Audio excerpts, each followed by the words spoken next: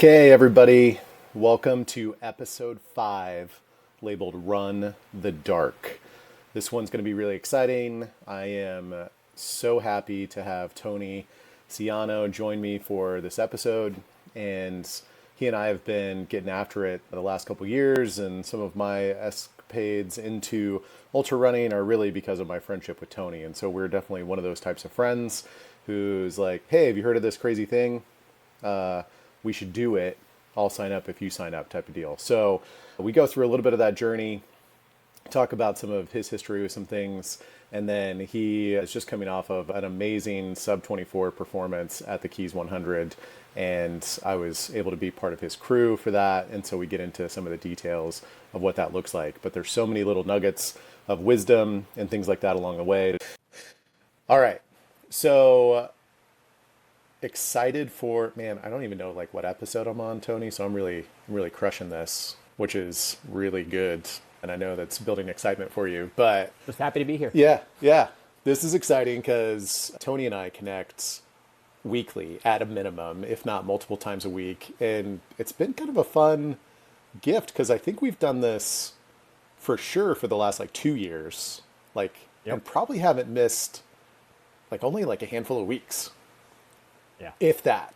And that would have been like Christmas time or something like that. But I think in some sort of fashion, like it's gotten more intense as we've gotten to know each other as we go. Yeah. And more frequent for different reasons, which we're going to get into. But it's been cool to have this like 4 or 5 year friendship where we've had multiple pursuits and like all these things. And so when I think of like, anytime I use like an accountability buddy, like Tony will forever be like ingrained in my head of someone where like we just made this connection and was like, hey, I went and hiked my age, and then Tony's like, hey, I've got this idea for this like run, and then he signed up, and then I signed up, and then my life was never the same. And it was funny because we like went from 0 to literally 100 miles, and my favorite part about that is we only ran together like a couple of times. So when it was like the accountability like side of things, like we exchanged Strava, but like we were committed to like this thing that was 9 months away. And so it was like this cool thing where like so many people throw up barriers, all this sorts of stuff. And all that I needed, and it was funny because it was reciprocated, was like someone that was just crazy enough to say yes. And then just be like, hey, are we making progress towards that crazy thing? Like, and that's all that we needed. And then it's been cool to see the evolution, and that's what I want to get into like later. But I was thinking about that before hopping on here. I was like, man, what a cool thing to have like consistent touch points. And so it's been fun to have you be like a super close friend that started with like just Strava friends, like basically, and yes, like we're both colleagues. active. Let's start with that. Yeah. Exactly right. So all that to say is like, I've gotten to know you really well. I want the people listening who haven't got to meet you to know you better. And so the question that I have for you is, without labels, without ultra athlete, without, father, wonderful husband, all those types of things, where or how would you like describe yourself or help someone know who you are? And this is a very Trevon question and not one that I would have thought of. So thank you for that. What am I without labels? I think I'm a person who doesn't believe that limits are anywhere near what we think they are. I'm a person who believes that we are capable of way more than we believe or imagine, and that if we keep learning, experimenting, pushing ourselves, then we can, one of my kind of phrases right now is extend your horizon, where there's a horizon so far beyond what we think it is.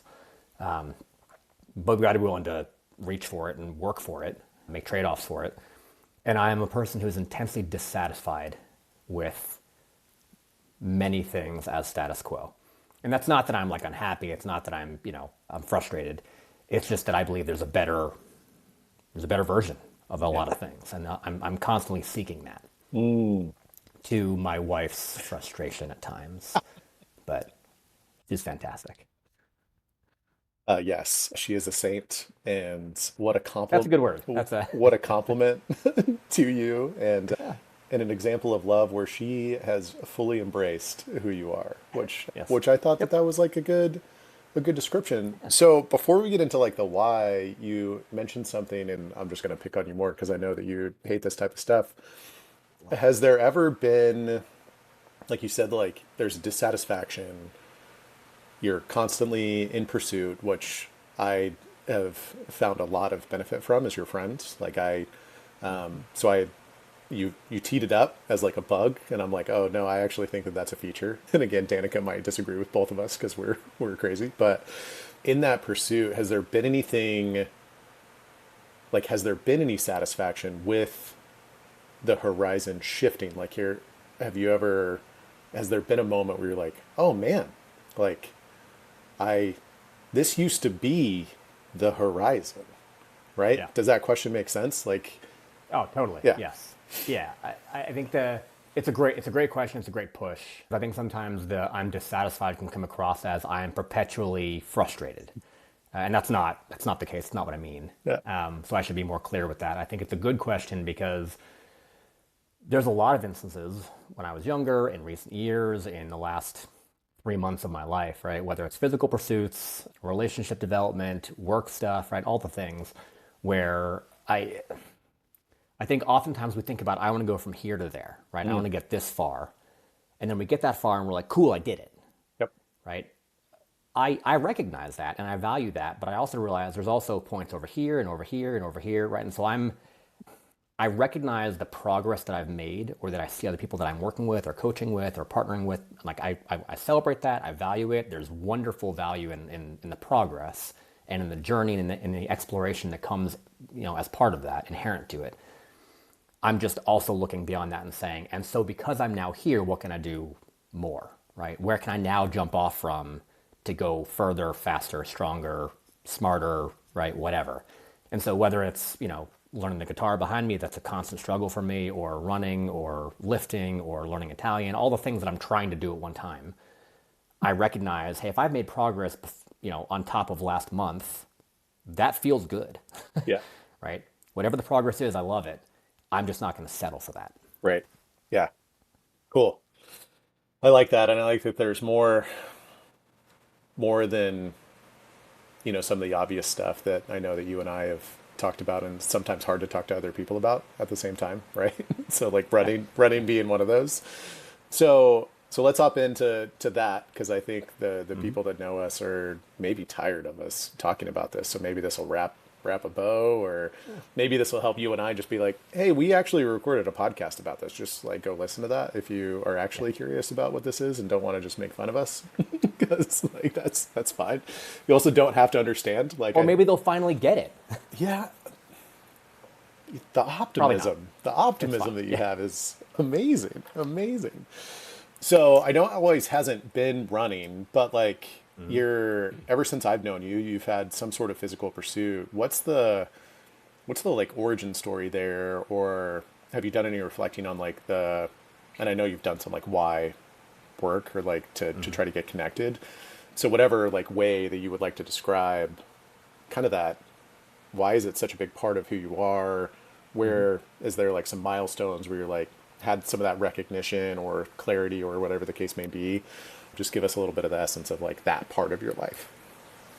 Yeah, I'll try to do a quick kind of summary version that doesn't ramble or make no sense. I think I've always been, as my son is now, a very active person. In middle school, high school, I would run instead of walk. I would run to class. I would jump over bushes. We had like a quad in my school with a fountain, and I would jump over the fountain for fun during lunch. Teachers did not like it, but that was like I was that kid. Nice. Yeah, I was. Yeah, yeah. Always been active. Did a lot of sports as a kid, and the way that I approached sports as a kid was I wanted to try to do all the sports basically that I can try to do, and so what that traded off against was going really deep in anything. I just did a lot of things and a lot of things that I liked, and I was relatively good at whatever I tried. I was never great, but I was relatively good. Yeah. And so I liked being active. I liked playing sports. translate that to, high school, college, after college, and it was like, hey, I need to be now an adult who's active because I realized when there's no like PE or organized sports to play or whatever else, it was like you got to find something to do. Yeah. And I recognized in college, so I blew up my knee playing a fraternity football one day, and the forced inactivity that came from that after surgery, I don't know that I've been that miserable before or after in my life, to Oh, myself and to those around me. interesting. Like that, it was a like the spiritual, mental, and emotional impact Yeah. of not being able to be active was intense enough where it's still brought up by my wife who knew me at the time, and she's like, "You need to move." So that was good. Good gut check. Good gut check. That was kind of a like double down reminder of Yeah. I'm an active person and that's important to me. Yeah. I got into running because I loved I ran track and cross country in high school, so I got Yep. back into running after college a few years later. And then I read a couple of books. One of them was Dean Karnazes, right, Ultramarathon Man. I read a couple other books around ultras, and that just really piqued my interest in terms of, hey, what could I do that was a little bit less mainstream, a little bit more challenging, a little bit more weird and hard, and let's see if I can do it. Yeah. And so I got into that a little bit back in 2008, 2009, and was hooked.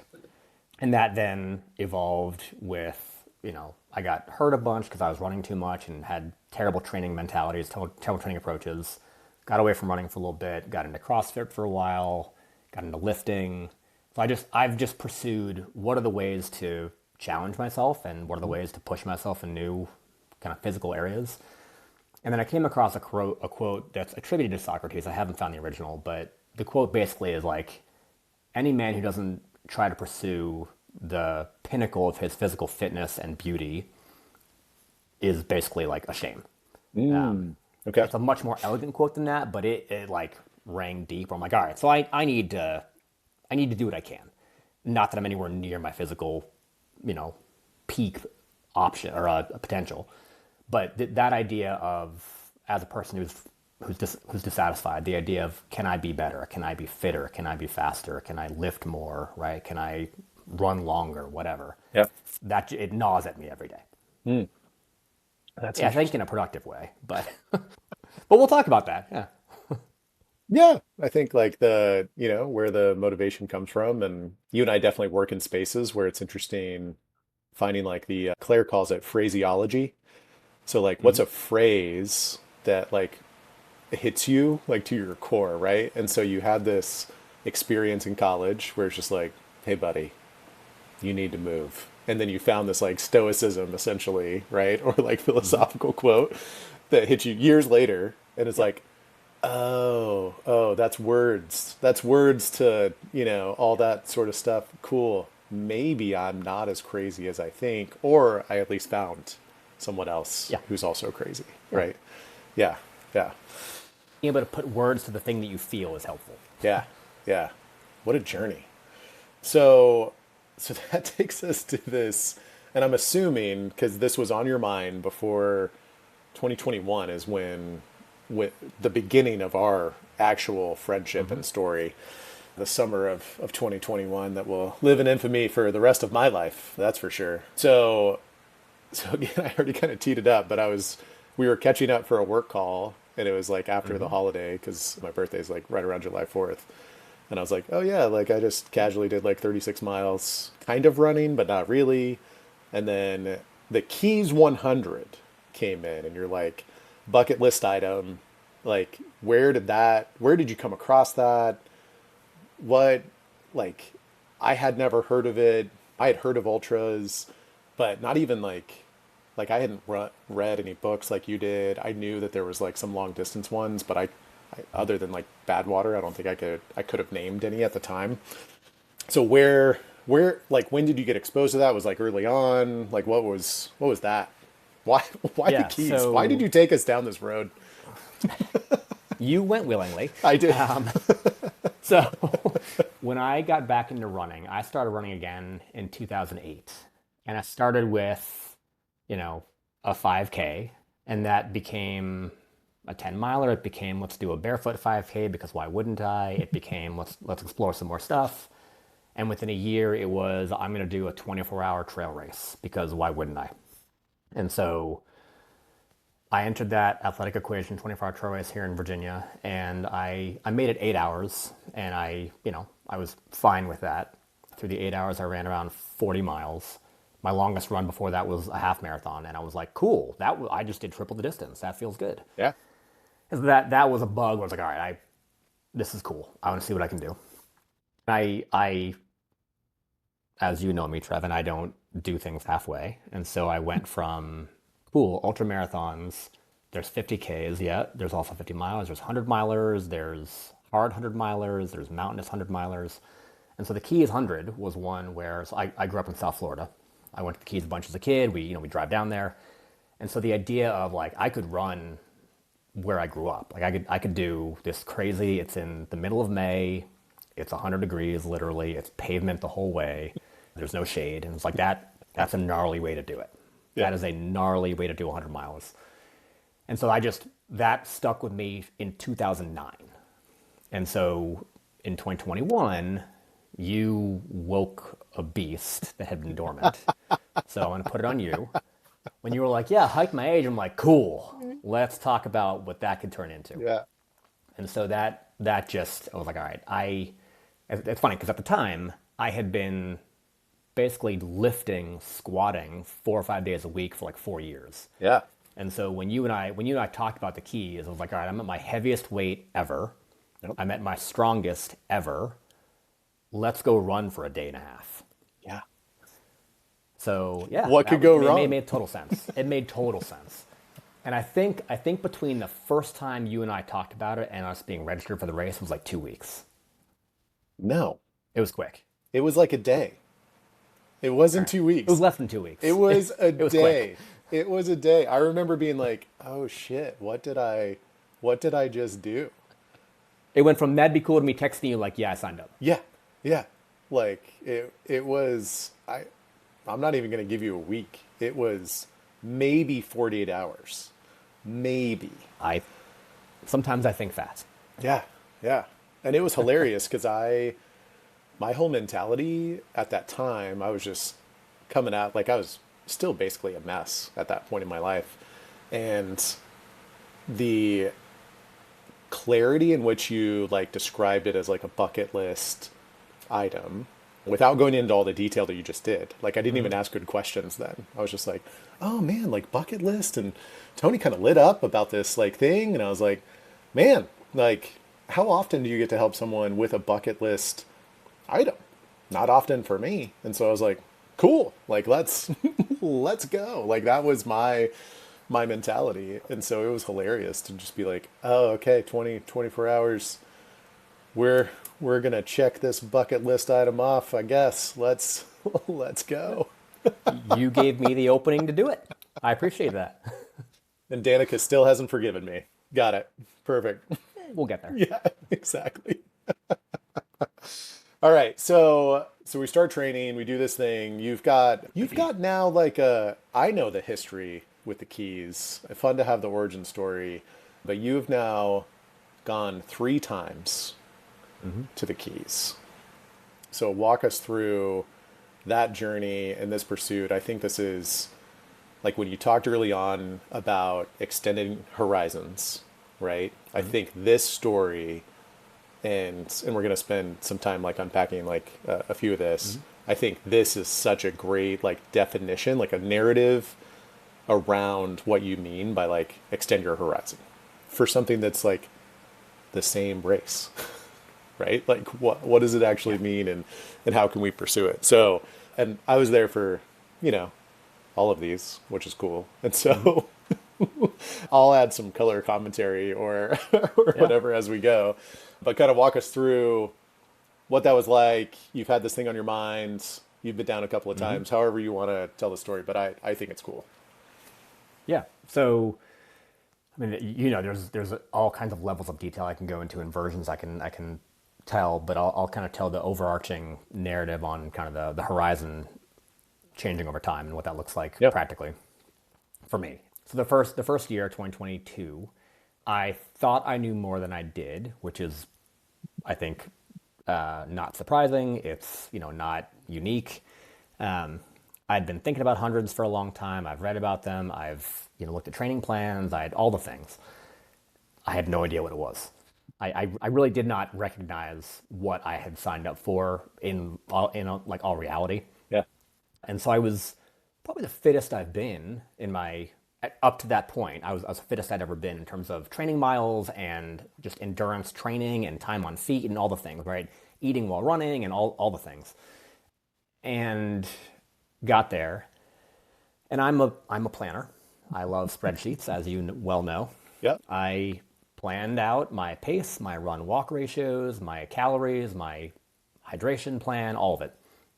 And I did all this from Virginia, training in the spring and winter of Northern Virginia for a 100-degree asphalt, no shade race in Florida.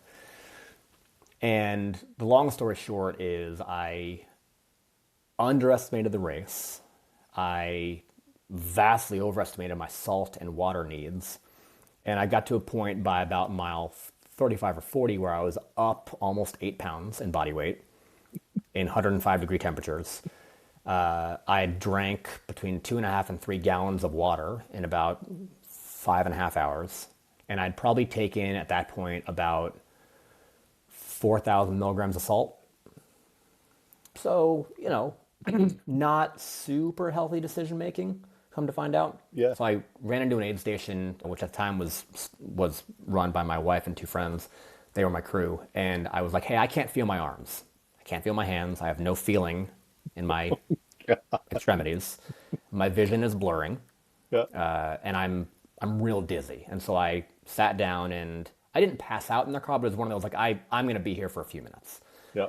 Sat there for a little bit, cooled down, got up, kept going a little bit longer. And later on, a few miles later, my kind of hip adductors started to tighten up. Okay. And got to the point where it felt like the fastest pace I could move was about a 24 minute mile. Ooh. And Yep. that was on 7 Mile Bridge, which is a wonderful, lovely part of the course. But it's 7 miles of nothing. Yep. And this was at like midnight, roughly, Yep. when I was on 7 Mile. I started at 10:30 and finished at about 1:30, 1:15. And it was by the end of 7 Mile, it's like, all right, I don't know that I can keep going. If I do, I'm not going to make the cutoff at the next timing stop. Like I think I'm done. I think I'm smoked. Yeah. And so I came to the end of the bridge, and at the timing mat there, read off my bib number. And then I hear behind me, one bib number higher, 124, and there are you, moving well, smiling. I was like, okay, all right. Yeah. This is now Trevon's race. And it was great. I was thrilled for you. I was happy for you. And then I processed my own grief as I withdrew and drove back to the condo. So it was an educational day in a lot of ways. Yeah. Where I now had an idea of what I was actually trying to do. Yeah. So Let me pause there. Anything you want yeah. to add or challenge or ask? That was year 1. Yeah, year 1. So it's interesting because you've got a body of research, some knowledge about yourself, and I totally resonate with. I think you kind of knew but underestimated. I just had no clue and didn't go in with any expectations for like what that was, because you lived down there. Like I hadn't even been to the Keys. Like I think the furthest south I'd been is Miami. But even with those numbers and like all the prep and all those sorts of things, you still came across like these hurdles, right? And so curious at the time if you remember like what, even in those moments of frustration, because you did have really strong performance. So you left out some very kind details. Like at one point, I think you were like 3 hours ahead of me, like, or something like that. And so like they're physically, like to your point, you were the fittest that you had been. You had like, we know now, like too strong of a start, but like you were feeling good, like all these sorts of things. And then you come against these barriers and you didn't stop at the first one, right? So like, was there anything that you learned from that first one about, like, I think it's easy to over index on the numbers of like 3 gallons, I gained 8 pounds, I had this much of all these sorts of things. You know me, these are going to be most of my questions. what were the What about the words? yeah, well, what were the things that, even after you had to rest, and which is like scary, like as you described, like when you can't feel your extremities in Yeah. this type of environment, like, and it's hilarious now because we didn't know what we didn't know, and your crew didn't know anything. My crew had, we had no runners supporting us like at all. Like no one had done anything like this before. Yep.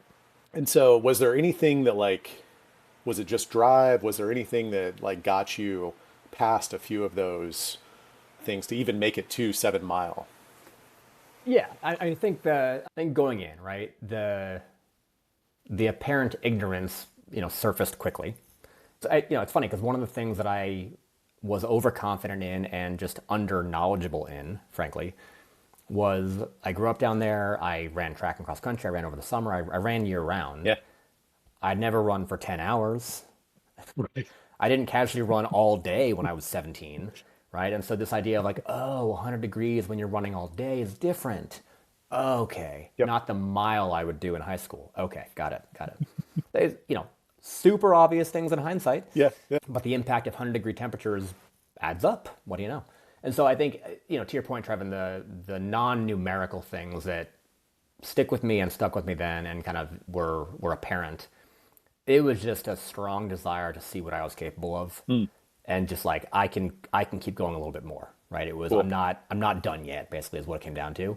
It's funny because I've said this is also something that's evolved and the horizon's been extended here. I remember telling my crew in our prep sessions for that first year, I said, "Hey, the only way I want to drop is if the alternative is an ER visit." And they were like, "Cool." When it's two friends who don't know what this thing is and my wife being like ER or bust, I think it was a well-intended sentiment from me and everyone else. And then I got into it and realized like, hey, maybe that's not the only way to do this. Yeah. And so it became a moving, it was an evolution of my reality where it's like, hey, I think I'm capable of more Yeah. until I think I'm actually at the limit that I can accomplish today. Yeah. Okay. Cool. So you had to sit with your own thoughts. Yeah. It's awesome. I think it took me like somewhere between 2 weeks, maybe a month, before I remember very vividly telling you that I think that this was the best result for you or something along those lines. I think this was like, I actually think that this is good for you. And you might have stopped talking to me for like a little bit after that because you weren't ready to like hear that. So you you DNF'd, Yep. and knowing how you like teed up like this podcast, right? Like you have this dissatisfaction, you want to know what you're capable of. And even though you had a few of those moments in the Mm-hmm. Keys, I don't remember you like immediately saying I'm going to be back, but everybody who knows you knew that you were going to be. So let's move on to round two and like what that looked like. Yeah, and if you want to tell, like, I don't know how immediate that was. Like, if that was like as you talked to the race people, like, was that part of your like, hey, No, I'm out and I'll see you next year. Cool, right? no. Part of the growth that we're going to talk about over the next few minutes is, I think, my growth and evolution with just the basically just not kidding myself as much as I probably used to. Okay. Where I probably, and I'll use the word intentionally, I probably grieved that race for a solid month Yeah. because it hit me really hard. Because it was something that I hadn't realized how just confident I was. I just thought I could do it. Yeah. And it wasn't just that I could do it. It's like I know this thing. I know what it is. I'm gonna finish it. It's just a matter of when and how wrecked I'll be at the end. And the grief was around having to just reconcile and wrestle with not only did I not finish it, but it wasn't like I made it to mile 94 and just timed out. It's like I had 40 miles left. Yeah. And candidly, Trevin, I'll say this. I don't know if I've told you this before, but I'll say it now because we're doing this. Yeah. There was a very brief period where I was like, freaking Trevin finished it, man. Yeah. I was 3 hours ahead. He didn't even know what it was, and he finished it. Now, I've since learned that you are the greater endurance athlete, so now I have great respect and humility for that. But at the time, it was like, I'm the fittest I've ever been. Yeah. How, what happened? And so when I got home, I was like, I'm out. I'm not going back. I don't want to do it again. Okay. That was terrible. I'm angry. I'm sad. I'm frustrated. It was negative, right? Because we talked and I Yep. tried to not show it, but you knew what was going on. Sorry for that. Nope. It was great. It was a solid month. And I think it was, I think I made it until actually, so we got back like May 23rd of 2022. And I think it was, I don't think I signed up for the 2023 race until August probably. Okay. So it was a month of grieving. Then it was like a month and a half of like, I'm going to get back into running, but what do I want to do? Do I want to do that one again? And then it was, all right, I've got unfinished business. Yeah. Right. I got to get back. I got to get back. And so then it was, I'm going to train more. I'm going to train harder. I'm going to get fitter. I'm going to take what I did last year, apply it, get better. I'm going to have a crew that's going to push me in a different way. So I leaned into, you were part of the crew a year or two because you knew what it was. You've run it. You've seen it. You saw me on year one. Yep. We had a crew of you, and we had a very unsympathetic friend in Vinny, and then we had a Green Beret. And so it was like, this is probably going to work, guys. Yeah. Yeah. Yeah. And the year two approach was, I'm going to have a time goal because I'm going to finish. Yep. Right? And so it was confidence based in experience and knowledge, not based in assumption. Okay. And that was a huge difference for me. Yeah. Yeah. So I like that you tried to put it all in the crew. Yeah. So, yeah. Yeah. Not why you finished that particular one.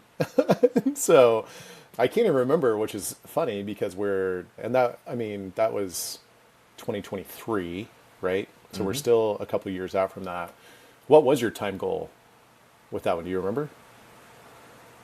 26. 26. And we finished in? 28, 24, 50. We finished. And we had clearly, if you were shooting for 26, you finished in almost 29. Yep. You see what I did there? I rounded up just for you, buddy. Just Thank you. Yep. I should just rephrase and be like, oh, you finished 3 hours earlier than me. So did you even try? What are we talking about? You didn't run faster. I know. Didn't stay out there long enough, according to Trevon. So I don't understand. So even in that one, there was still ups and downs. What again were some of the, because the focus on the first one was man, there was a lot of things with your body that just weren't attuned to for multiple reasons. And then I think we did a great job, maybe over-indexed on some of that in that year too. But there still was times where it was hey, I've still got it. And this is why I'm obsessed with ultra, or endurance things in general, right? Is and people say this and you read it in books now, all this sort of stuff, you hear these things, but my favorite part is that something will go wrong. Yep. And with 100 miles, multiple things are going to go wrong. There's no way around it, to the point of you're out all day, you're out all night. What? And so was there anything that stood out to you of lessons learned or things that got you past some of those hurdles from year two? Yeah, I think year two, the most valuable applied learning, there's probably two. The first one was, if I feel something hurting that is not just a little, right? When you do enough, whether it's hiking, running, lifting, whatever, yep, you learn, hey, that's just a little discomfort versus that's a pain. That's something I need to listen to and pay attention to. Yeah. That differential, you learn that over just reps. I learned if something's starting to hurt, try to address it or at least mitigate it, because don't assume it will just go away. Yep. Right? It'll probably get worse after 30 more miles rather than go away. Mm-hmm. And so one of the issues that I had in year two that, you were there for was, if my salt and water were off, my quads would just lock up. Yep. If my salt and water were low, they would just become rock solid and I couldn't run. It would hurt like crazy. And so when that happened in mile 25, I was like, oh, I'm going to slow down. I'm not going to run through this and have 75 miles of problems. And so I slowed down, right? I didn't want to. I still had the fitness for it, but I got to listen to the body. Yep. And so just being more attuned, being more aware, and being more kind of a more like mitigate later issues mentality was a big takeaway because I ignored that year one. And I think also year two, one of the big things was recognizing moving slowly through pain, but still moving is how I'm going to finish. Ooh. Yeah. Right. And so having to reconcile, I looked back at the numbers the other day and 28, 24, 50, I ran for 6 hours and 6 minutes. And so I trudged or walked for 22 hours out of 28. It's infuriating in hindsight, but it's also like, of course I did. It's also, of course I did, right? Like that, Right. Yeah. to your point, I finished. Yeah. And the way that I had to do that was by saying, when I got to walk, I'm going to walk. Right. And so I walked for basically 50 miles Right. Yeah. because that's what it took. Yeah. Yep. Yeah. So I think that this is one of those awesome parts about like who you are, right? I remember being emotional, like when you crossed the finish line, and you could tell that I didn't care about the numbers because I couldn't remember what your goal was. But like the fact that like you crossed the finish line and just like you felt it too, like there was just like this total like release, like you could see it in your body, like it was cool, and it got to me. I was just like, oh damn, like we did it, like he had to come back, and it wasn't easy, like even from a crew perspective, like it was like man, and watching you have to like have the conversations with yourself but with the crew of like, hey, I'm moving, aren't we happy with that? Cool, because like this is where I'm at, which I know you well enough. And so you have, even if for a brief moment, this like reaching of like a limit or horizon, right? That was now, multiple years of an idea, but now like 2+ years of like intentional pursuit of this horizon. And you reach it there, and I could see it, whether you can articulate it or like feel it, like horizon achieved, like yes, right? Which was still one of the coolest things that I've been a part of, like wild to see, which is so fun and so cool. And then what, Tony? Like, So like what was I the got home. timeline for that? I got home and I told my wife, I don't think I'll do it again because it's so hard and I don't know that I'll have a goal that means enough to me to go back and do it again. I said that within 48 hours of getting home, and she was like, cool, that makes sense. Yeah. And I think she actually was thinking like, okay, as I know you were, where you're like, all right, see you soon. So again, this is that growth I talked about where Yeah. I'm kidding myself less now, which is great, evolution. It was, again, probably a month and a half after the race where I was like, all right, you know what? As much as I want to celebrate and recognize the, like, frankly, pure joy, it was relief, it was joy, it was satisfaction, it was all the things, right? Like that. Yeah. I mean, you remember sitting on Higgs at 10:30 in the morning. It was like, we did it. Yeah. Like, we're here. Yeah. We're here and we didn't drive here. It's funny because actually the year one, we went down to Key West for a day and my crew was like, you want to go to Higgs? I was like, no, Yeah. I'm not going to Higgs until I run there. And they're like, okay. So it was cool to finally go to Higgs. So the finish line is just the keys. Yeah. And so the year two, post year two was, all right, I think I can improve on that. Right.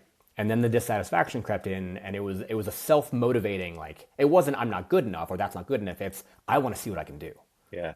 I want to go back and see what I can do. And so I went back to my 2009 initial ultra routes, and one of the kind of historic numbers in hundreds is, can you do it in less than a day? Right? It's like if you go back to Western States, right? The Western States Endurance Run out in California, it was a horse race way back when, and it's 100 miles in 24 hours was the format of the race. And so the first running of it, the big deal was like, is it a 24-hour 100? And so a lot of hundreds still have that as some actually have like a special buckle for, if you did sub 24, you get that buckle. Yep. So that, it's been in my head for 16 years now Yep. of like, hey, I want to see if I can do a sub 24. And so that became the year 3 goal. Cool. It was, I know what it is now. I know I can do it. I've done it. I've done it the hard way. I've done it, whatever. I now want to see if I can go fast. Yep. Okay. So we're seeing a pattern of 6 weeks to 2 months of dissatisfaction or like celebration, maybe, or something. Denial. All the things. Denial, I think, Yeah. is the first year was grief. There's all sorts of stuff. I'm glad that there's emotions involved. And so I'm an emotional guy. yeah. I think you should have led with that as like, who am I without labels? Emotional. Like, just strip away all the stuff. It's great. Yep. So one of the things that I wouldn't wish upon anybody, but you did have this experience, right? Like it's in preparation for year 3, you are like dialed in. Like you are locked and loaded, and also very Tony about being locked and loaded. And for those who don't know what that means, Tony does like to push the horizon. And even though he knows how to plan, sometimes he's like, but doesn't this sound cool? Like, should we do this? Like, am I capable of this, even though I have this thing on the horizon? But for at least for the first time that I was part of your journey, you had a really tough thing to deal with that wasn't race specific, right? It was like, at least for physical pursuits, like we've navigated other things.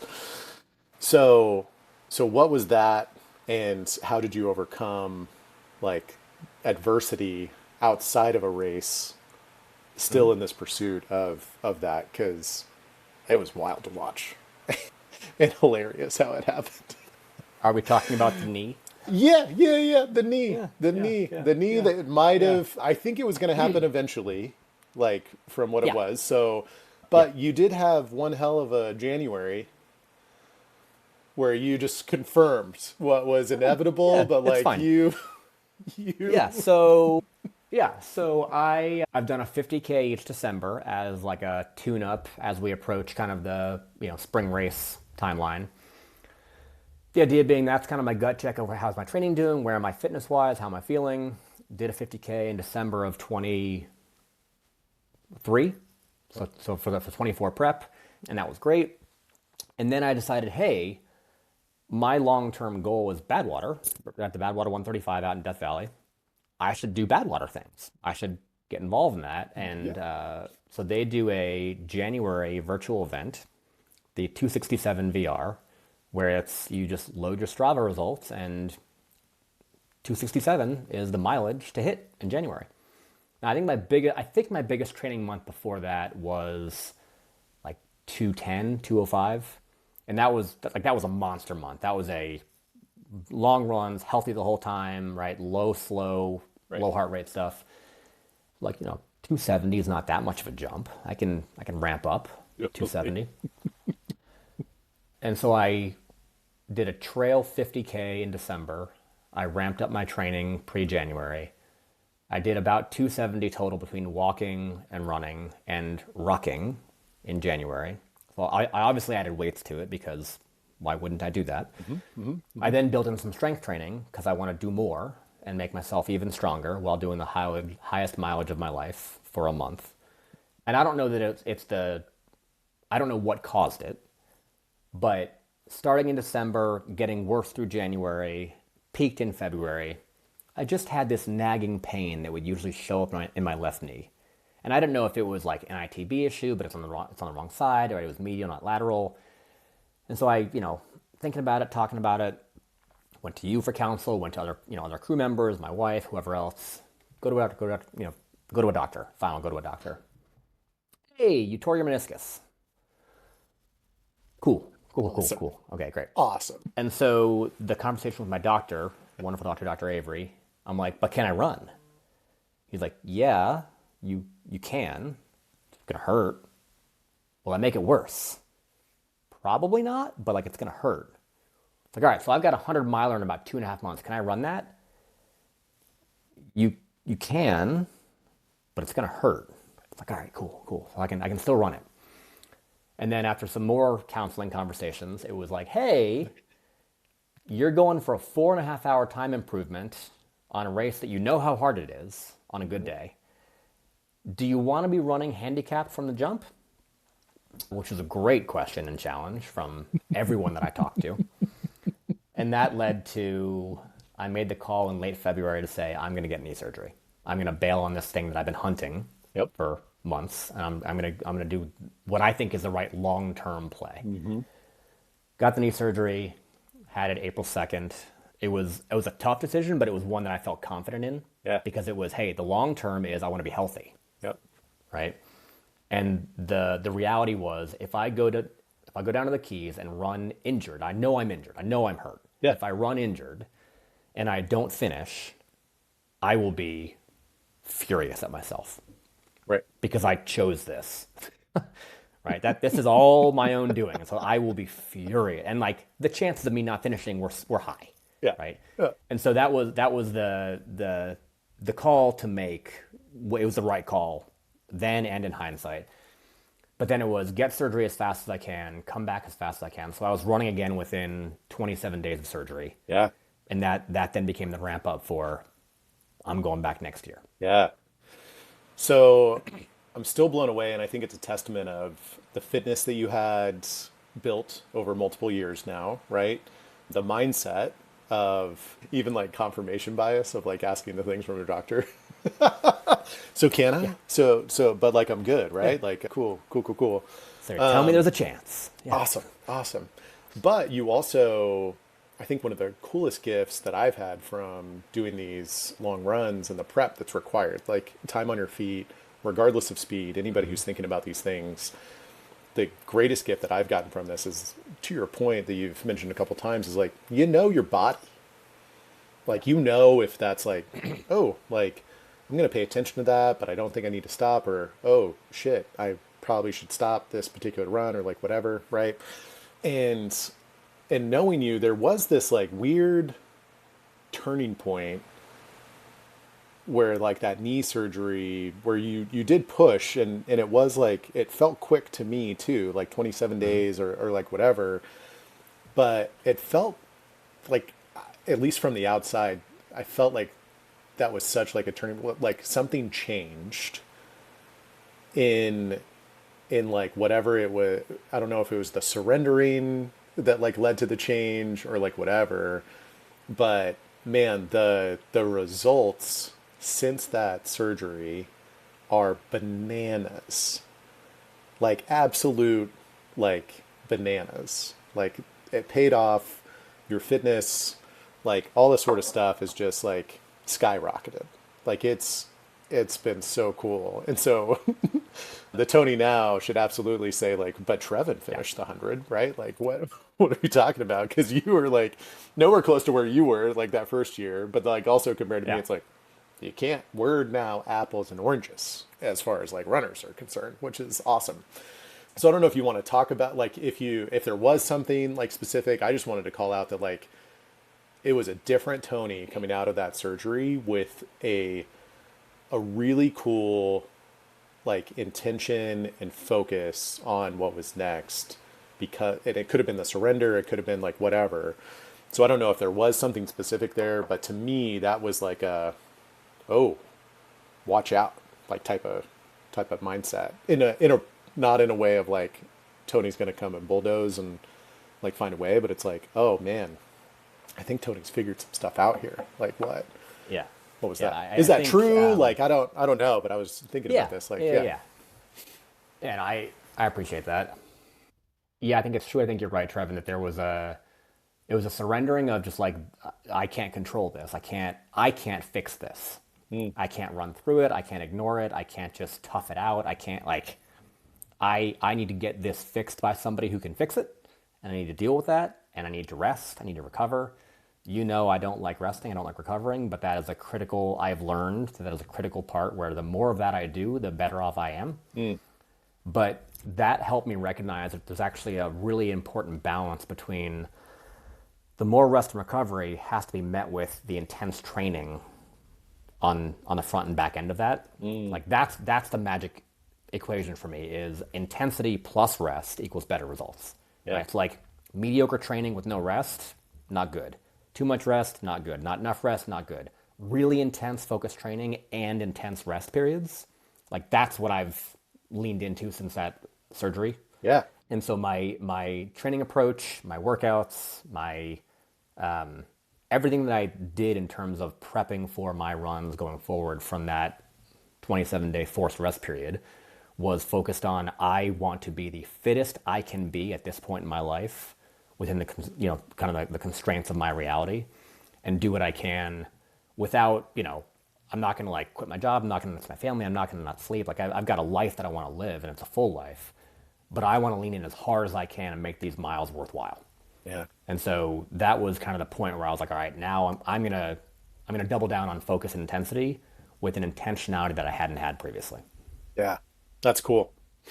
And also, what a gift, because I don't think we've talked about that, but I'm going to remind you of the intense rest, like forever. In our forever friendship, I'm going to be like, is it intense rest time? Because it might need to be. Might need to be. So you pretty quickly, like you knew even before registration was open that like, oh man, like I'm moving again, like all this sort of stuff. And I wasn't surprised. Like it was a delay, not a, like there wasn't a lot of question marks for me, but we had to postpone. I say we, I'm just part of it. It's part of your journey.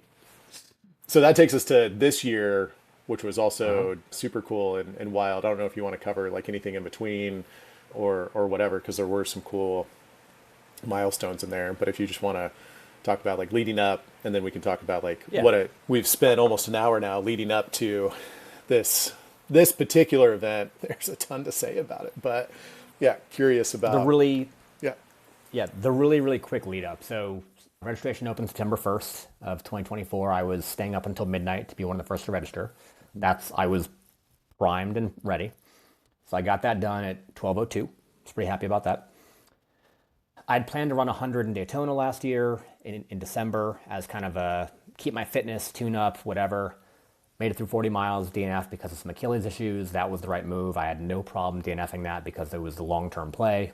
That was a learning moment for me too, of just like, hey, I did what I came here to do. I've learned. I can go home and heal up and be running next week. So that was a good kind of moment in time that wouldn't have happened a year and a half, 2 years ago. We get to March of this year, and I said, I've been wanting to run. There's a trail near us called the Washington Old Dominion Trail. It's 45 miles of pavement. I've been wanting to run that for 15 years. I'm going to do that as my tune-up for the Keys. That's my 50-mile test. I want to run the straight shot from Purcellville into Arlington. So I teed up that run, and I had what I thought was an aggressive goal. I beat the goal by 25 minutes, and that was okay, game on. Now we're cooking with gas. Yep. So that the confidence that I got from that, it was like I didn't even change socks, I didn't change shoes, I got no blisters, I could run the next day. It shook me with how confident I was coming out of that, and I was like, I don't know what to do with this. I don't know how to go from here in a way that feels right. And that was 7 weeks pre-Keys. And so the last 7 weeks became a getting geared up, fine-tuning training, time on feet, don't get hurt.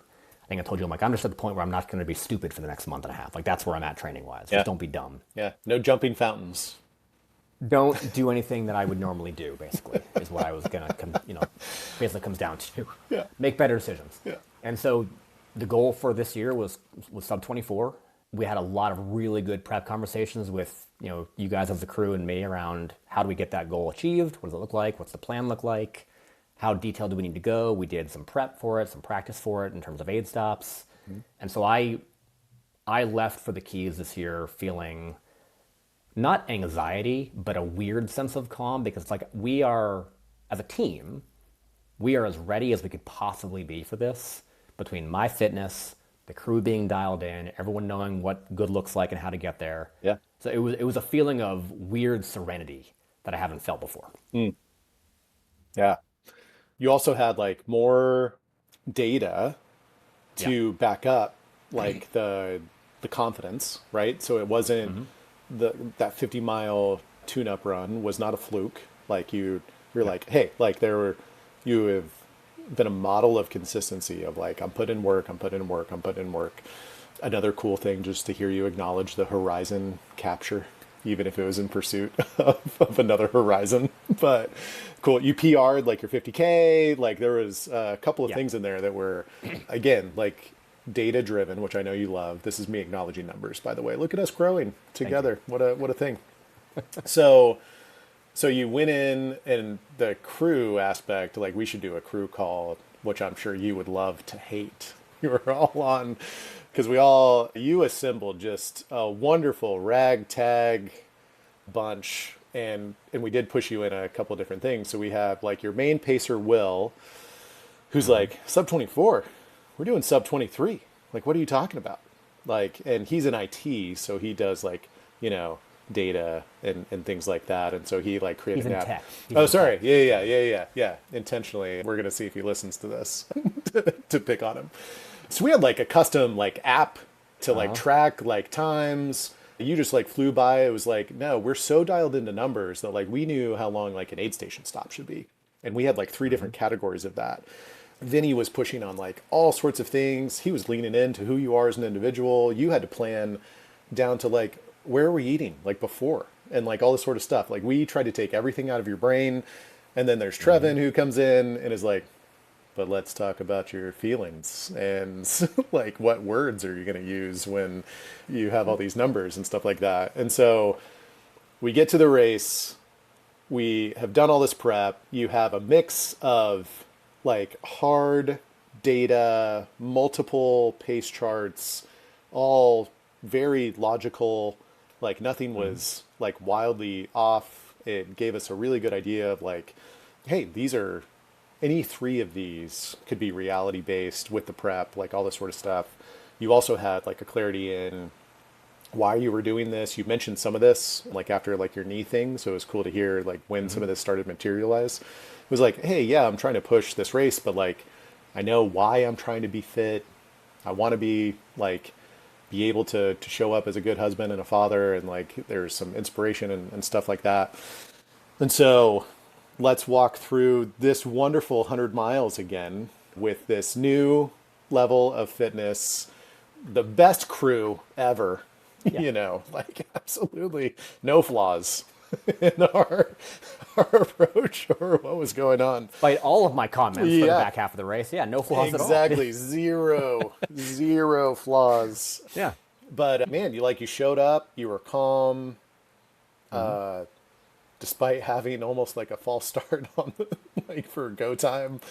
The guy was just excited and almost started us a minute early. Just a minute early, Yeah, it's fine. yeah. Which would have been glorious if you actually would have crossed that timing mat and been like, but you're a minute off. So like, what are we talking about? So what sticks out to you? I've got some color Yeah. commentary clearly, but like, man, we're lasered in. This is now 2 years out from when you finished, and now it's like, aggressive. Like we're talking about shaving 4 hours off of, like that's the goal to remind everybody Yeah. like where we're at. It's like, hey, we're trying to shave 4 hours off of your time. What did that look like for you? You'd asked me in mid-March if sub 24 was doable. I would have said it's a reach goal, like it's a stretch. Okay. If you asked me in early April after the 50, I would have said I think it's a like 50-50 Okay. because the confidence in that 50 it changed my mentality in a way that I hadn't expected or foreseen. When we got there, there was a healthy balance of it's going to be hard. Things are going to have to go right, right?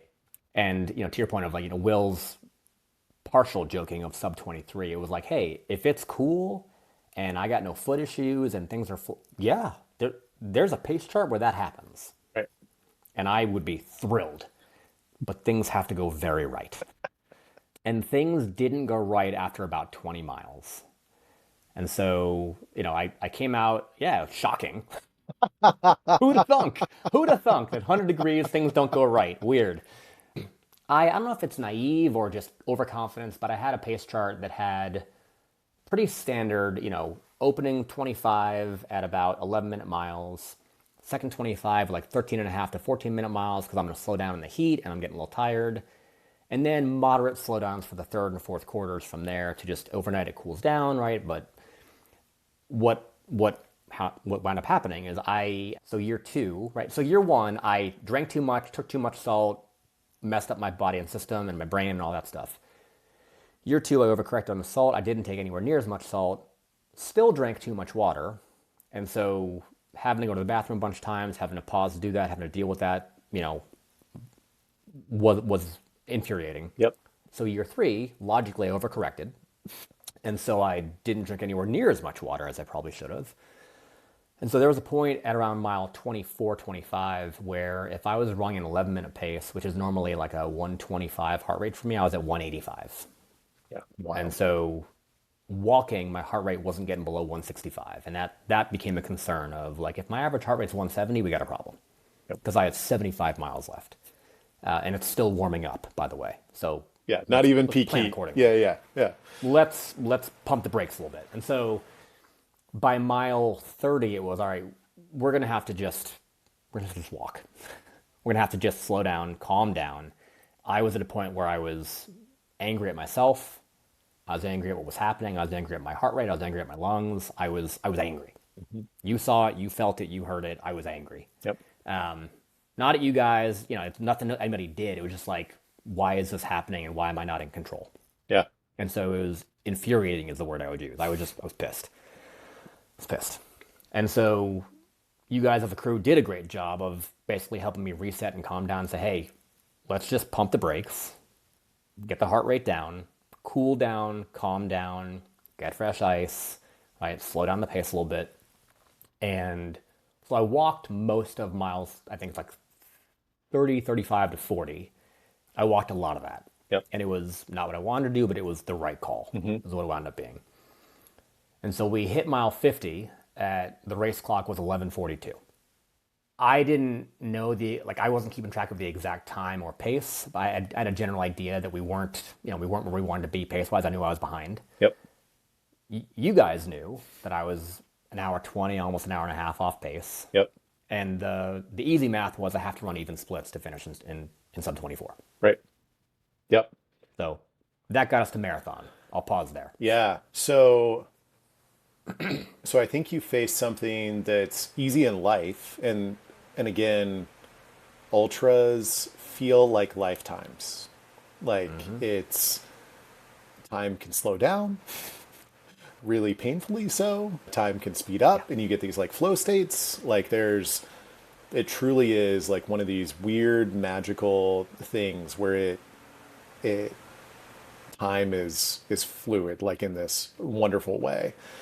And the headspace thing cannot be understated. Like it's not a joke when people say like the mental toughness that it takes to complete or compete in these things is insane. And so what I saw, because I wasn't the one it was such a fun like shift for me. So like when you finished, I was the captain. And so I was with you a lot. Like I think I did like 30 something miles with you out of that one. Yep. This one I was supposed to do 0. Like it was just like, hey, and I was like, again, the fitness level, and I was like, yeah, I'll show up. Like that means something different this time. Like, let's go. Yep. So in your frustration, what you also like skip through is like it's easy to spiral or compound and just be like, if one thing's wrong, this is wrong, and I'm pissed, and this is now going, like, it's so easy to just like let that get away from you. And so that was the conversation that we were having as a crew, is like, what is actually like happening here? So I don't know if you remember like some of that, like what was that like to unpack that while walking? So like you're not decreasing in frustration, right? You're forced to slow down, which is not the goal of any of this, but I don't even think we gave you a choice. Minnie like went with you. It was like, I'm just going to see like what's going on. What was that like conversation? Because there was a couple of those even like leading, I think there was one right after marathon, but regardless, there was like 2 that stick out in my mind. Yeah, so there was, let me actually kind of back up a little bit more to answer your question more fully. You and I had done some prep work that was incredibly helpful both in advance and during, and we can talk about this more as we keep talking today, but the idea of kind of having kind of a keyword phrase or mantra for various kind of parts of the race. Yep. Those came into play from the jump, right? And so the first 25, it was about patience. And the patience was don't go run 9-minute miles. Don't go run, even 10-minute miles, right? Because I've got 100 of them. Yeah. So Right. the idea of, it started off as patience in terms of don't run too fast. And then it evolved when my heart rate was jacking up to patience because there's a whole back end of the race that I can work towards, right? And so the patience became don't just not run as fast, but it was patience in terms of how you're thinking about this is not the end all be all of the day. It's, hey, if you need to slow down now, you've got a huge tail end of opportunity. Just be patient. And so that patience reminder that I had in my head the entire time absolutely showed up in the first 25. The second 25, what we talked about was the idea of leaning in. And that was I'm going to lean into my training, lean into what I've learned, lean into all the things that I've done, seen, tried, experimented, whatever, over the last however many years and however many miles. And it was, if I'm feeling good, lean in and push and be strong and go for it. If I'm feeling crappy, lean into what have I learned? How do I manage this? How do I get through it? Right. And so the idea that I could apply those kind of mantras and key ideas in whatever capacity we needed, Yep. right? Like that played out. And so around mile 30, there was a 1.5-mile section because what's great about the Keys race, considering how hot it is, there's like 32 aid stops. Right. Right. And so there's a constant touch point available for most of the race where it's, hey, I'll see you in a half an hour. I'll see you in an hour, 45 minutes, whatever. And so I came to you guys and I was pissed. I was angry. I was overheating. I was dehydrated. And Vinny said, let's walk the next 1.5 miles. We're going to walk. We're going to talk. I'm going to talk. You can respond. Like, this is a weird conversation, but sure, I'll do what you say. I'm tired. I'll listen. And so we walked and talked, and my heart rate dropped by like 30 beats a minute as we were walking, which was huge. Yeah. That then led to, I think you and Vinny were pushing to say, hey, drink more. Try to drink more, see if that helps. Take some more salt, drink more, cool down, calm down, slow down. That will build us kind of the back end opportunity potentially if things go well. But let's, for now, manage what's happening now. And so being able to almost compartmentalize by sections of the race with those mantras of saying, I'm going to lean in right now because if I don't manage this, I'm not going to have the back end as an option. Yep. And so that reminder of, and I went back to year 1, year 2, where it's like, I know what not being able to, feeling like I can't keep going feels like, and I don't like it. Yeah. Right. And I know what finishing feels like, and I want to do that again. So it's like, I'm willing to trade off on what I wanted this to be right now so that I can get a chance at what I want it to be later. Yeah. Yeah. I love that. And there's something about the mindset, which again, this was the fun kind of being able to go back and forth. And we could have a whole another podcast about how we've essentially coached each other in a wonderful complimenting way. Like I wholeheartedly believe that I would not have finished Moab without the numbers and all the, training recommendations and all the stuff that you provided as my crew captain and all those types of things. And then with this one, it was cool because when you talk about like mindset, it was like, those were still like your words. Like it was something where it was like, and my push was just like, hey, when numbers are no longer helpful, like what do you fall back on? And we stole this, like, the greats have some of these tools and things like that too. And so cool to hear your perspective on those. But essentially it was like, hey, what can you control? Right. Mm-hmm. And so when you feel out of control, like that was the walk. It was like, hey, what is the root cause? It was like, drink more water. Despite what happened 2 years ago, right? Yep. Or first year or like whatever, right? It's like, oh, okay. Yep. Cool. I guess I should do that. And that, like we had to keep on pushing you to do that well into the night. Like it wasn't, that's the other crazy thing about this is like, even once you have the realization or you find like the root cause, the problem's not solved, right? No. And so it's like, how can you manage it? What does that look like? And so we build some confidence, you get some stuff, calm down, make it to marathon, which is like that halfway point. And then you did one more touch point with Vinny before 7 Mile, which I think was another really like mental kind of check-in for us, right? And so I don't know if there were still things from those like mantras that were in your head, but hearing his perspective recently, you still were in your head, Yeah.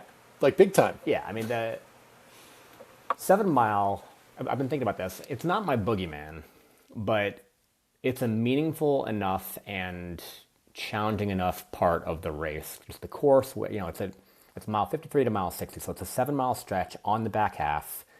If you're fast enough, you get there in the daylight. If you're not, you get there in the dark. And it's a 7 mile bridge where you're just alone, right? It's nothing but you and cars driving by a foot away for 7 miles. Yeah. So between an hour and 45 and 2.5 hours potentially of time on this, just with your thoughts. And so year one, 7 miles where I ended it, at the end of 7 miles where I dropped. Yep. Year two, you were pacing me over it. I got there for sunset. I was thrilled. I watched the sun go down over the bridge. That was phenomenal. Yep. Year three, it was like, I want to run in the daylight. I want to cross this in the sunshine and get off before the sun. And so the 3 mile section before 7 mile, between marathon and 7 mile bridge starting, talking to Vinny, part of it was, am I okay to go by myself over the bridge, mentally, emotionally, physically, spiritually, or do I need a pacer to make sure that we're good, Yeah. right?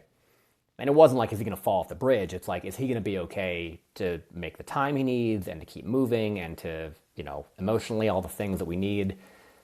And I told Vinny I'm good. I said, I'm where I need to be. I can maintain the pace. And I don't remember the exact words we said, but it was basically a conversation where he was pushing me pretty hard to say, hey man, if I don't think you are, I'm not letting you go without a pacer. Yeah. Like as your crew captain, as a friend, as, like you're not going solo if you're not good. And by the end of that 3 miles, he's like, all right, you got it. You got it, but you gotta move. Yeah. Right? You gotta go. And so we walked virtually that entire 3 mile section because I was still trying to stay cool. It was still sunny. It was still, Yep. And so that's where I kind of keyed into, I had one mantra for the back 50. Just the whole second half of the race was just run the dark. I love your shirt, by the Yep. way. Yep. Thank you for that. I love it. Great taste in clothing. Yeah. And so this idea of run the dark, just like the first two, it's like I can apply that however I need to. And so the idea of run the dark was, I'm going to run the pain that I feel and I'm going to be in charge of it. I'm going to run into the dark and be in charge of my destiny, right? And in this race, I'm going to control what I can control. On the bridge, it became, I'm going to race the sun over the bridge. Yep. And I'm going to win. And what made it really fun for me, just mentally, was I then turned myself into, I tuned into, I'm now going to hunt people. And so I started racing. And that was a shift that was a lot of fun. And so to go from like, I'm trying to survive to now I'm going to go hunt people down in front of me and pass them. Yep. Was a pretty cool mental shift to feel and kind of emotional shift. And I came off that bridge being like, game on. Yeah. Yeah. Now it's time to go. Yeah. And your splits for that were like insane compared to what you were doing like the previous 25. And so you'd started to make up some time. And so as a crew, we were like, okay, like different Tony, like what do we do with this?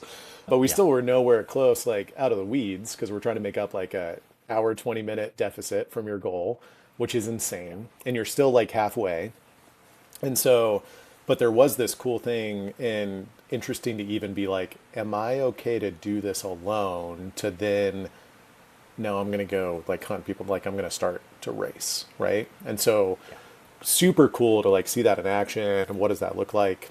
And it was fun to pass you a couple times on the bridge, like you were moving goods, and it was fun to see like in the daylight and that sort of stuff, which was awesome. So, but still not out of the clear. So we're running into the dark. We are feeling better, like there's nothing of improvement. And then while it's still freaking hot, right? Like just not to have the sun, and it did cool down like quite a bit. Like it was an unusual, not to diminish what you did, but there was like some gifts, when you say like things going right, like there were a couple of things where like, I think the universe was like, hey buddy, I'm not going to give it all to you, but here's a little, little breeze. Here's a little breeze, like, doesn't that feel good? The occasional cloud break. Yeah. It's wonderful. What?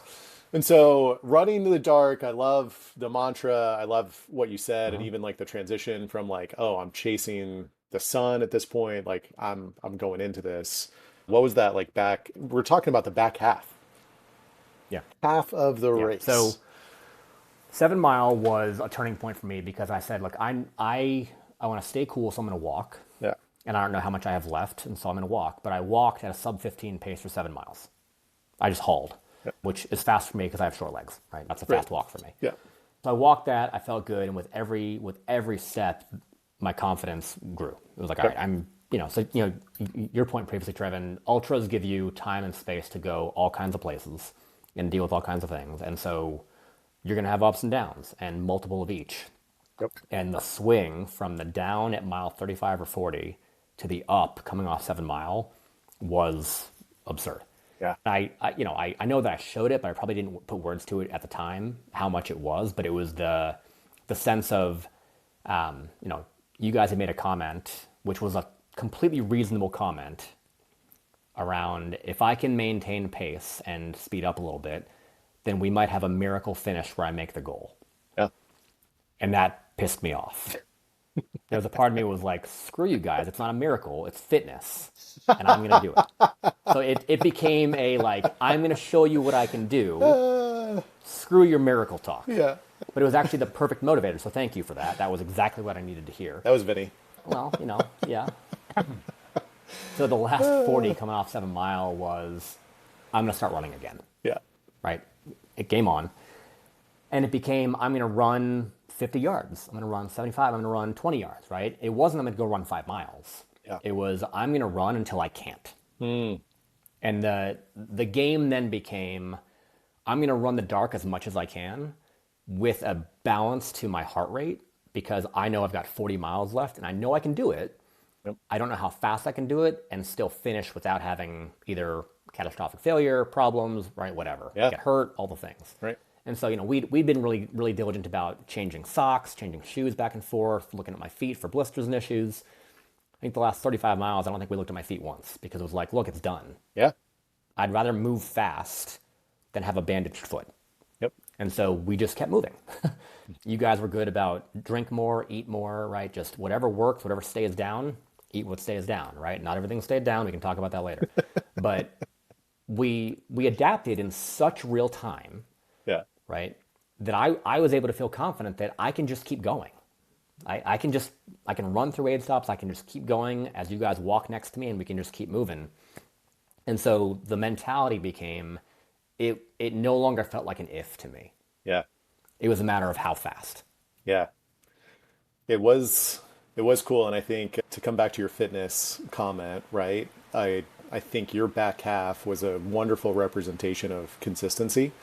Like you were so consistent across those last 50 miles for sure that it was really impressive. And to do that amidst like you still had some hurdles, right? So like stuff wasn't staying down.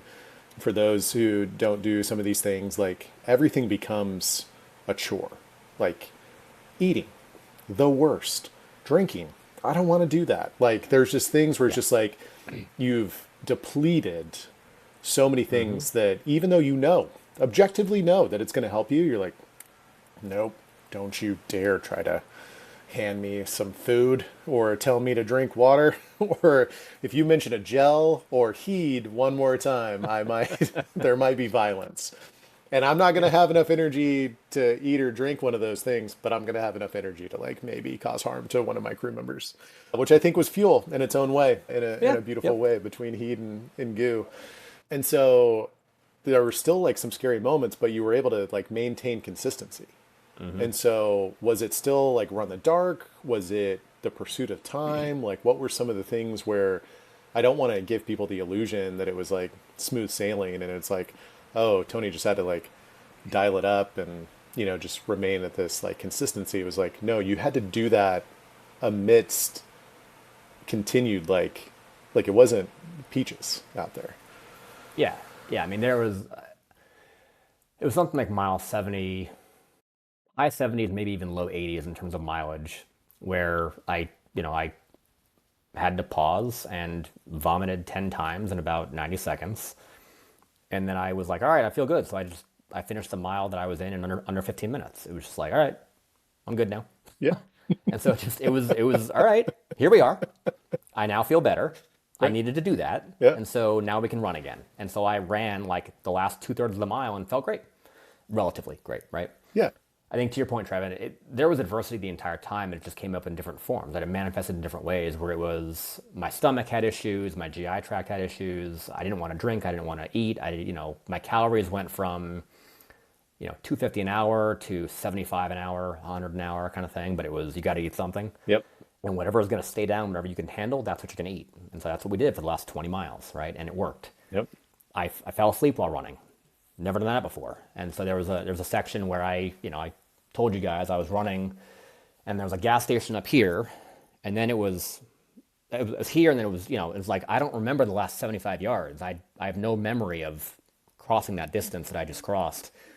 And I recognize I'm either blacking out, falling asleep, or both, literally while running on US 1 on the road. Yep.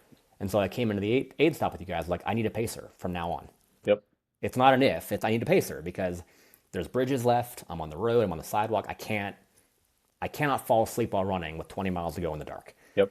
And so just that kind of, to your word an hour ago, like the surrendering of, I told you guys I wanted to run as much as I could without a pacer to see if I could do it because I'm confident in my ability to run solo. That's how I train. That's how I work on this. Yeah. That wasn't an option anymore. Yep. And so it was that kind of, run the dark takes a different form where I'm still going to run, but it's not about me doing it myself or the hardest way or the solo way. It's, I want to finish this.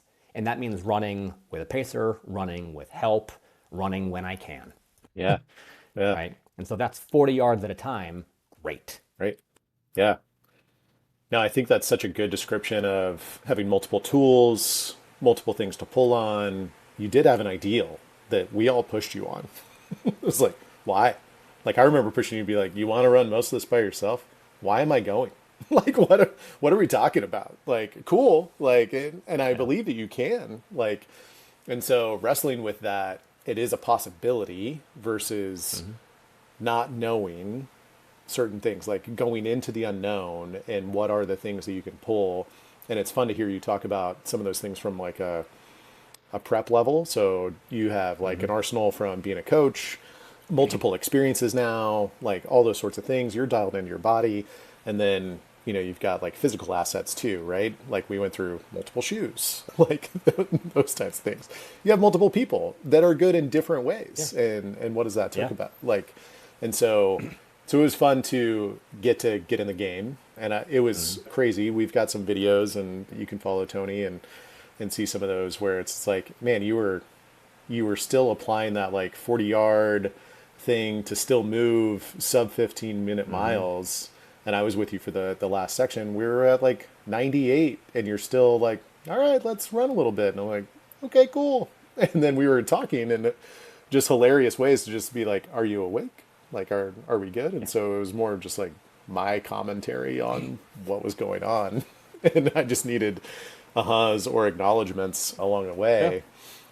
So from there, like what was on your mind as we were approaching that? Was there a turning point where you're like, all right, guys, it's fitness. It's not a miracle, but we're about to achieve it. Whatever word you want to place on it. Like, was there a moment that you remember, or was it crossing the finish line? Like, what was that like last part of the race that stands out in your mind? It's funny.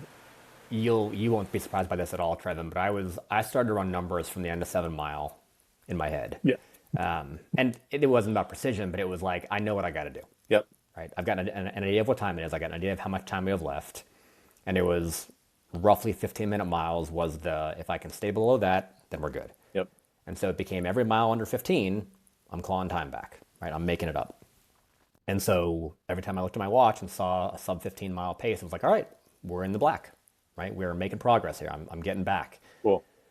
And so by the last probably, there's an aid stop with 15 miles to go, and then 12 miles to go, and then 8 miles to go, and then 5 miles to go. And so by mile 85, with 15 miles to go, my mind was at a point where it was like, all right, unless something catastrophic changes, unless something unforeseen, if I twist an ankle in a pothole, if I fall off a bridge, if something catastrophic happens, yep. Short of that, we're doing this. Yeah. If that means I don't stop again, if that means I don't eat anymore, if that means I need to just run, like I'm doing this. Yep. Because the math was there in my head, right? Yep. And I believed that we had the capabilities across you guys as a crew and me as the runner to make that happen from that point on. And so then it became a matter of belief and just like the grit of I'm going to run as much as I need to, and I'm going to push through whatever discomfort, foot issues, whatever. Yep. And so it became, and frankly, simple at that point, right? It became simple enough to say it's just a matter of move as fast, consistently as I can forward, because I know what's left and I know what I'm going to do and I know how to get there, right? Yeah. And so you guys as a rotating crew of pacers were phenomenal to say, hey man, I'm going to push you on the things that we need to push you on. You've got, you know, the rest. Yep. Right. And so where you guys came in on that back 15, the last 15 was like, hey, make sure you're eating, make sure you're drinking, make sure you're taking salt. And with basically 2 hours left, it's like, hey, if you're good, just keep moving, because the margin right now is not a fruit strip. Right. Yeah. Like that's not going to get in the way. That's not going to get you there or not. Right. Yeah. And so I think that just the natural kind of evolution of how we had to engage and how we managed it and how we, had to work through things. The last 15 was, I'm going to do this. And then it was just, I want to finish strong, but also intentionally and kind of intelligently, right? And so you saw kind of that last turn. I wanted to sprint the last turn. I didn't know what would happen if I did. Yeah. Yeah. Yeah. So the same way that you at mile 98 were like, we're still running, this is wild, this is cool. Yeah. I in my head was like, this is still running, this is wild, this is cool. I don't know what I can keep, like I've never been here before. Right. I don't know what's happening. Yeah. I'm still falling asleep while running, but I'm running faster. This is weird. Yeah. And so the last probably 50 yards was, I'm just going to let it rip and see what I can do. So I hit a sub 8 mile pace, which was really cool over the finish line. I was running over the finish line. Yeah. And then it was just like, wow, okay. Weirdly less emotional than the first finish 2 years prior. Yeah. But to your question way back, right? The satisfaction of I have had this number for this race in my mind for 16 years. And we did it with 10 minutes to spare, despite being behind by almost an hour and a half at the halfway point. Yeah. Like the sense of accomplishment is still, I'm still processing it, and 3 weeks later. Like it's not an I did it thing, but it's a like what just happened kind of processing. Yeah. So I'm trying to figure out how to then take that and apply it to what I've got coming on next. Yeah. So that leads me to like the last two things that I wanted to talk about is I know that you've got some things that you're curious about. So that's one, and I'll let you order these however you want. But I think it would also be, I'm really curious from my perspective, where, because we hit so many things on like just talking about one aspect, right? Like, and you've been pursuing things for so long. What are things that you have felt have benefited you outside of the physical pursuit that you have taken from, whether it's a race or training or whatever? And then would love to hear like what you're curious about, whether it's a physical pursuit or not, like what is, and I do actually love your horizon like language, like extending that. And so whether it's physical or whatever you want to share, like what's the curiosity about like the horizon shifting and what you got on. So those, whatever order you want to cover those in, but those are the last two things that I've got for you. So I love it. I'll start with the kind of where have things been either applied or kind of learned, value elsewhere in my life or elsewhere in kind of my opportunities. I think what I've found, a couple of examples, the level of kind of openness to new knowledge, the humility that I've had to kind of go through and learn and internalize of just, I don't know what I don't know. And sometimes I don't know what I think I know, right? And just here's what a new thing looks like that I've got to deal with and figure out and manage. Right to your point, like the adversity comes in different ways and manifests in different forms. And I've been able to apply knowing what I'm capable of at a higher level to every aspect of my life, right? To managing emotional discomfort, managing, spiritual questions. It's things where I'm like, I know I'm capable of a higher level of dealing with stuff, if that makes sense. Yeah. Right. And so I've been very fortunate to not have too hard a life. And so I've chosen versions of suffering, right? And the application of what I've learned through that chosen suffering, I've applied everywhere I can. And I've tried to teach my kids either through example or through stories or just through like, hey, here's what can happen, right? I've tried to apply that in my work life where how can I help coach others more effectively with more examples, with more versions of adversity, right? Whatever. Yeah. And so it's really trying to take the things that I've forced myself to learn and kind of work through, Yeah. again, through my chosen pursuits, and try to look at, you know, you talked eloquently earlier about how ultra running is sometimes like life, where it's like you're going to have good days and bad and suffer through things, have to learn things and deal with things you didn't kind of foresee or plan for. That's what I love about running, right? Running is it's you versus you, man. Right. Like you and I are both at a point where I'm like, I'm not competing with anybody in real life. Like I'm not winning this stuff. I lost that race by 9 hours in May, Right. right? Yeah. Like the winner ran it in the daylight. He was done Right. before sunset. So like I'm not competing. Yeah. It's me versus me. And every version of me versus me is applicable in every aspect of my life if I'm intentional about it. And so the focus that I applied to train for these races, I'm applying that focus as many ways as I can in my life. Yeah. Right? The diligence of do the work because it pays off. Applying that wherever I can. Right? The value of the mantras and the principles that we talked about in advance that got me through the adversity, you know, the adverse moments and the challenging moments where I was emotional and pissed and frustrated and, Yeah. you know, whatever, scared. Apply those principles to the rest of my life, right? That thinking of how do I work through things when stuff goes sideways, which it inevitably will and does. Right. Yeah. And so I've tried really hard just to your, and this is a broad answer, but I hope it's helpful. Right? Yeah. Your question of, I've tried to apply as many of these things as I can because all of them apply. Right. They're Yeah. not actually running lessons, they're life lessons. I just happen to learn them through running. Yeah. Yeah. I love that answer. I think one of the hopes that I have is that someone can immerse themselves in something like you and I have really given ourselves a gift to do.